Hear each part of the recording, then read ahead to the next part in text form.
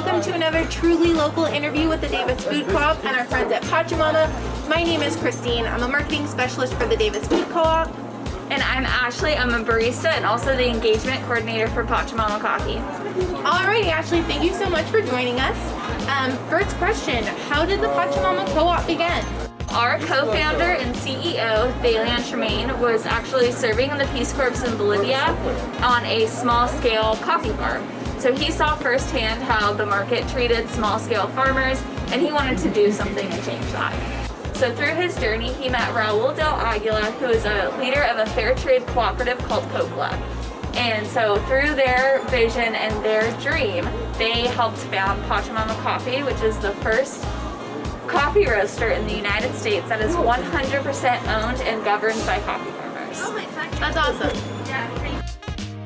Alright, so can you tell me a little bit about what a farmer co-op is and how it benefits farmers? Yeah, so in a traditional coffee supply chain, you have your farmers and then your exporters, importers, roasters, and retail. So the roasters and retail are really dominating that supply chain, and the majority of the profits are going back to them instead of the farmers.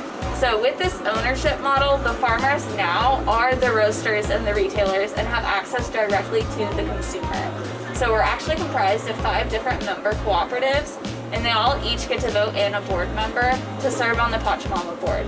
So they control 20% of the company themselves, and they get a vote and a say in that boardroom, which traditionally they don't. And so now that money you're paying for your coffee is going directly to the farmers.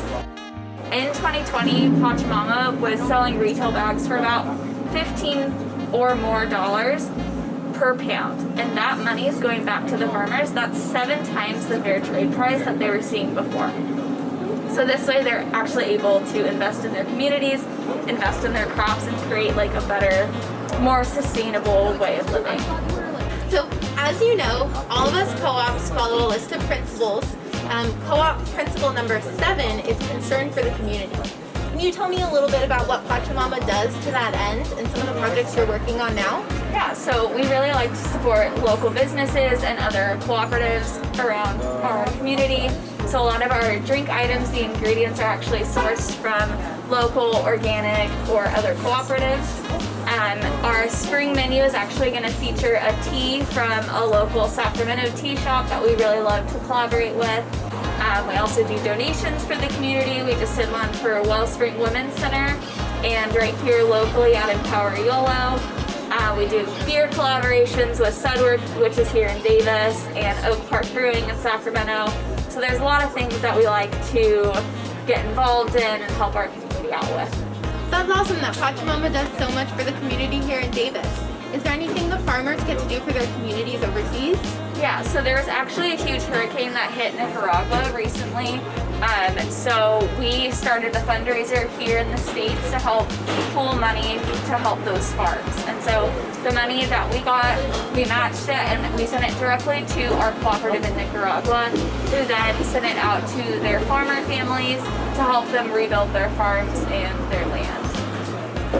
So Pachamama recently celebrated 15 years with the co-op. Congratulations. Thank you. I was wondering if you could tell us a little bit about what's next for Pachamama, or if there's any plans to celebrate. Yeah, so we've been steadily growing over the past 15 years, and we just hope to continue to do that. Hopefully we'll have new cafes, maybe a new roastery, new partnerships all coming up. Just follow us on social media to stay tuned how we're going to continue to celebrate the 15 years.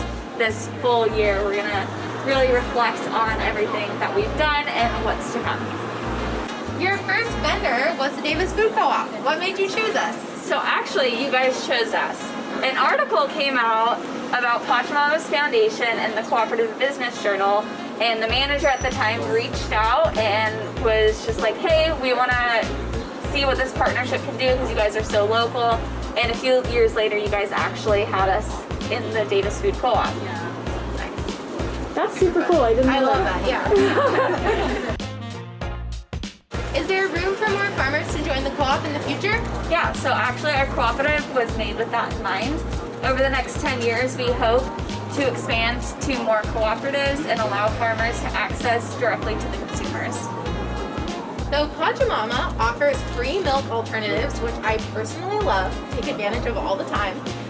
What led you to make this decision, and does it affect your revenue? So it was an easy decision for us, actually. We believe in transparency, so the price you see is the price that you're going to pay for your coffee.